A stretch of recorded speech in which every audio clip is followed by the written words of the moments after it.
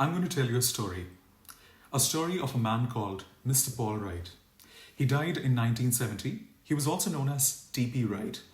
He was a US aeronautical engineer and educator. His observation was every time total aircraft production doubles, labor time falls by 20%. And he wrote that in one of his theories named factors affecting the costs of airplanes. So the observation was, listen again, every time total aircraft production doubles, labor time falls by 20%. He was an aeronautical engineer, and in the early 1940s, he worked at Watt Industries of the USA. He described how within 18 months, from the first Corsair produced to full production, the labor time required to build a plane fell from approximately 48,000 hours to only 8,000 hours. What is labor time?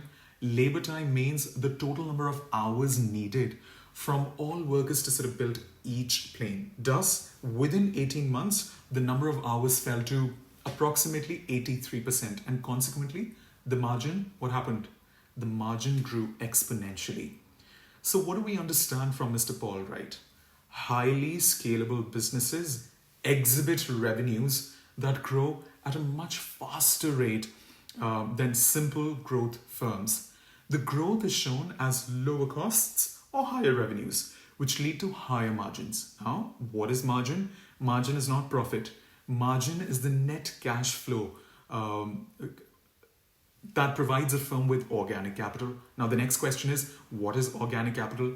Organic capital is free from interest. So it is a capital which is free from time-consuming bank reporting requirements, and thus management of the business has full control. It retains full control on how they want to manage cash, and therefore the management acquires free capital to help the businesses grow further. And that, my dear friend, is an explanation of how scalability helps the business grow exponentially when it comes to their margin.